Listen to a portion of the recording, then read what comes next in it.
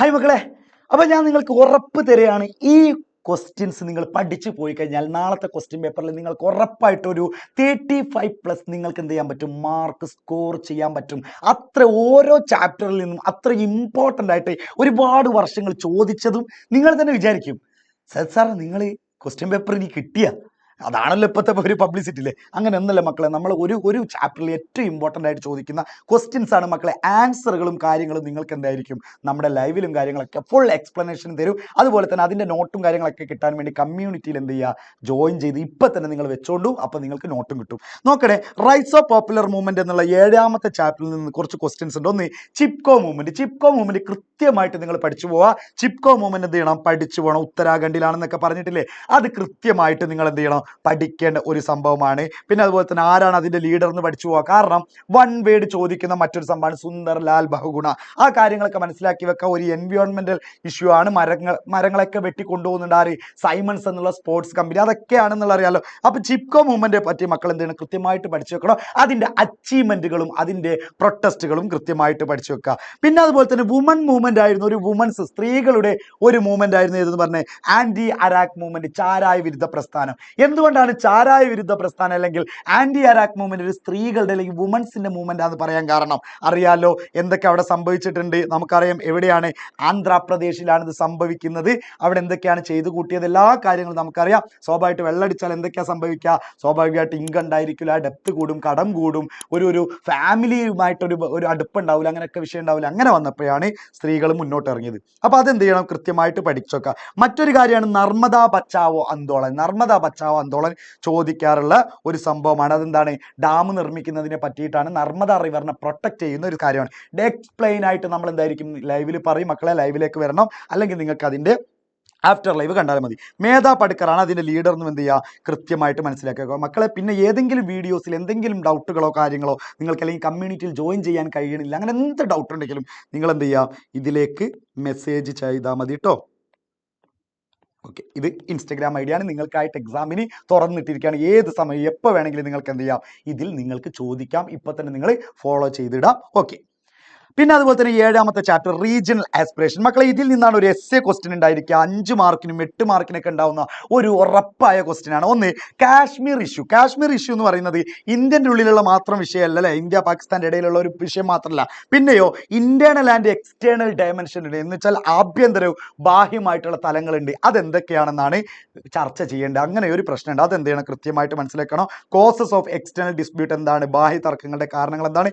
അതുപോലെ തന്നെ causes of internal dispute, ആന്തരിക തർക്കങ്ങളുടെ കാരണങ്ങൾ എന്തൊക്കെയാണെന്നൊക്കെ പഠിച്ചു വെക്കാം.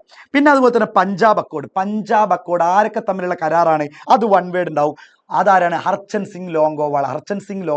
അതുപോലെ തന്നെ പിന്നെ നിങ്ങൾ മനസ്സിലാക്കേണ്ടത് രാജീവ് ഗാന്ധിയാണ്. അവർ ആ കരാറിൽ എന്തൊക്കെയാണ് പറഞ്ഞിട്ടുള്ളത്, ഏകദേശം 5 കാര്യങ്ങളുണ്ട്. ഇതെന്ത് ചെയ്യണം, കൃത്യമായിട്ട് പഠിച്ചു വെക്കാം. ഓക്കെ, മറ്റൊരു സംഭവമാണ് 1.9 റീസെന്റ് ഡെവലപ്മെന്റ് ഇൻ ഇന്ത്യൻ പൊളിറ്റിക്സിലെ സമീപകാല സംഭവ വികാസങ്ങൾ. അതിൽ മണ്ഡൽ കമ്മീഷൻ എന്താണെന്ന് പഠിച്ചേക്കാം. മണ്ഡൽ കമ്മീഷൻ എന്ന് പറഞ്ഞു കഴിഞ്ഞാൽ OBC അല്ലെങ്കിൽ പിന്നോക്ക വിഭാഗക്കാരുടെ അല്ലെങ്കിൽ ദളിത് വിഭാഗക്കാരെ എന്ത് ചെയ്യണം, മുന്നോക്കം കൊണ്ടുവരണം, അവർക്ക് സംവരണം കൊണ്ടുവരണം. അങ്ങനെയൊക്കെ 27% സംവരണം കൊണ്ടുവന്ന ഒരു കമ്മീഷനാണ് മണ്ഡൽ കമ്മീഷൻ. ഇതിൻ്റെയൊക്കെ എക്സ്പ്ലനേഷൻ ലൈവിൽ നമ്മൾ ഡിസ്കസ് ചെയ്യും. അപ്പോൾ ആ കാര്യങ്ങളൊക്കെ നോക്കി വെക്കാം. പിന്നെ അതുപോലെ തന്നെ മക്കളെ, അതിൽ ഏറ്റവും ഇമ്പോർട്ടൻ്റ് ആയിട്ടുള്ള മറ്റൊരു ക്വസ്റ്റ്യനും കൂടി ഉണ്ടായിരുന്നു. നമ്മുടെ ഈ അടുത്ത കാലത്ത് നടന്ന പ്രധാനപ്പെട്ട സംഭവങ്ങൾ, അതെന്ത് ചെയ്യണം, കൃത്യമായിട്ട് പഠിച്ചു വെക്കണേ. ഒരു 5 സംഭവങ്ങളുടെ റീസെന്റ് ഡെവലപ്മെന്റ്, ഇത് കറക്റ്റ് പഠിച്ചു വെക്കണേ. റീസെന്റ് ഡെവലപ്മെന്റ് അല്ലെങ്കിൽ സമീപകാലങ്ങളിൽ സംഭവിച്ചപ്പോൾ രാജീവ് ഗാന്ധിന്റെ അസാസിനേഷൻ, പിന്നെ അതുപോലെ തന്നെ പുത്തൻ സാമ്പത്തിക നയം, പിന്നെ അതുപോലെ തന്നെ നമ്മൾ പറഞ്ഞ നമ്മുടെ ബാബരി മസ്ജിദ് തകർക്കൽ, അതൊക്കെ എന്ത് ചെയ്യണം, കൃത്യമായിട്ട്. അങ്ങനെ ഒരു 5 സംഭവങ്ങളുണ്ട്, അതൊക്കെ കൃത്യമായിട്ട് പഠിക്കണം. ഓക്കെ, അപ്പോൾ ആ ചാപ്റ്ററിൽ അത് പഠിക്കുക. പിന്നെ സെക്യൂരിറ്റി 2.7, നമ്മൾ സെക്കൻഡ് പാർട്ടിലെ 2.7ലേക്ക് വേണം. Security in the contemporary world, സമകാലിക ഇന്ത്യയിലെ സുരക്ഷാ പ്രശ്നങ്ങളെ പറ്റിയിട്ടാണ് നമ്മൾ പറഞ്ഞത്.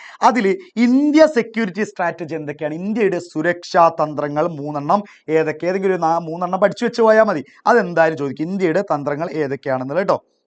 പിന്നെ അതുപോലെ തന്നെയാണ് explain any 2 security threats faced by contemporary world. നമ്മുടെ സമകാലിക ലോകം ഫേസ് ചെയ്യുന്ന സെക്യൂരിറ്റി ത്രെറ്റ്സ് എന്തൊക്കെയാണ്, അല്ലെങ്കിൽ സമകാലിക ഭീഷണികൾ, സുരക്ഷാ ഭീഷണികൾ എന്തൊക്കെയാണ്, ടെററിസം അങ്ങനെയൊക്കെ പറഞ്ഞില്ലേ, ഹ്യൂമൻ റൈറ്റ് വയലേഷൻ, ഇതൊക്കെ എന്ത് ചെയ്യുക, പഠിച്ചു വെക്കാം. പിന്നെ 2.9 എൻവിയോൺമെന്റ് ആൻഡ് നാച്ചുറൽ റിസോഴ്സിൽ കൃത്യമായിട്ട് നിങ്ങൾ പറയേണ്ട പ്രധാനപ്പെട്ട സംഭവങ്ങളായിരുന്നു.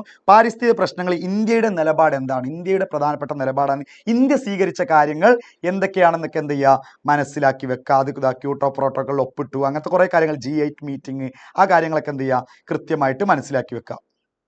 ഓക്കെ ആണല്ലോ. പിന്നെ UNFCCC എന്നൊക്കെ പറഞ്ഞിട്ടുള്ള ആ കാര്യങ്ങൾ എന്ത് ചെയ്യുക, മനസ്സിലാക്കി വെക്കുക. പിന്നെ അതുപോലെ തന്നെ പ്രധാനപ്പെട്ട സംഭവമാണ് what mean by common but differentiated responsibility എന്ന് വെച്ചാൽ പൊതുവായതും അതുപോലെ തന്നെ ഡിഫറൻഷിയേറ്റഡ് എന്ന് വെച്ചാൽ വ്യത്യസ്തമായിട്ടുള്ള കുറച്ച് ഉത്തരവാദിത്തങ്ങളുണ്ട്. അതെന്താണ് അതുകൊണ്ട് ഉദ്ദേശിക്കുന്നത്, അതും എന്ത് ചെയ്യണം, കൃത്യമായിട്ട് മനസ്സിലാക്കുക. കാരണം നമ്മൾ വികസ്വര രാജ്യങ്ങൾ, വികസിത രാജ്യങ്ങൾ എന്ന് പറഞ്ഞിട്ടില്ല, ഡെവലപ്ഡ് കൺട്രീസ്, ഡെവലപ്പിംഗ് കൺട്രീസ് എന്നൊക്കെ പറയാറില്ലേ. അപ്പോൾ അവരുടെ ഒരു എൻവയോൺമെന്റൽ ഇഷ്യൂമായിട്ട് ബന്ധപ്പെട്ട കാര്യങ്ങളാണ് അതിൽ പറയുന്നത്. ആ ക്വസ്റ്റ്യൻ നിങ്ങൾ എന്ത് ചെയ്യണം, പഠിച്ചു വെക്കേണ്ടതാണ്. പിന്നെ അത് അതിൻ്റെ ക്യാൻസർ ഇവിടെ കൊടുത്തിട്ടുണ്ട് മക്കളെ. പിന്നെ അതുപോലെ തന്നെ നമ്മുടെ റിയോ ഡി ജനീറോയിൽ നടന്ന ഭൗമ ഉച്ചകോടി എർത്ത് സമ്മിറ്റിലുള്ള റിസൾട്ടുകൾ എന്തൊക്കെയാണെന്ന് പഠിച്ചു വെക്കുക. പിന്നെ ലാസ്റ്റ് നമ്മുടെ ഗ്ലോബലൈസേഷൻ വന്നപ്പോൾ എന്തൊക്കെയാണ് എക്കണോമിക്കലായിട്ടുള്ള മാറ്റങ്ങൾ എന്തൊക്കെയാണ്, ഗ്ലോബലൈസേഷൻ എന്നുള്ള ചാപ്റ്റർ കേട്ടോ.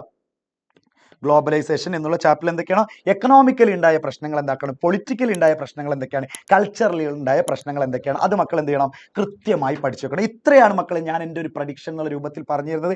ഇത് പഠിച്ചു പോയി കഴിഞ്ഞാൽ ഞാൻ ഉറപ്പ് തരികയാണ് 35+ മാർക്ക് നിങ്ങൾക്ക് ഷുവർ. അത് പഠിച്ചു വെക്കുക. ഇനി എന്തെങ്കിലും ഡൗട്ടുകൾ ഉണ്ടെങ്കിൽ നിങ്ങൾ എന്ത് ചെയ്യാം, ഇതിലേക്ക് ഫോളോ ചെയ്ത് നിങ്ങൾ എന്ത് ചെയ്യാം, ചോദിക്കാം. SP സഹദ് എന്നുള്ള ഇൻസ്റ്റഗ്രാം അക്കൗണ്ടാണ്, SP_സഹദ്. ഓക്കെ മക്കളെ, സെറ്റല്ലേ? അപ്പോൾ ലൈവിൽ കാണണം. ബൈ.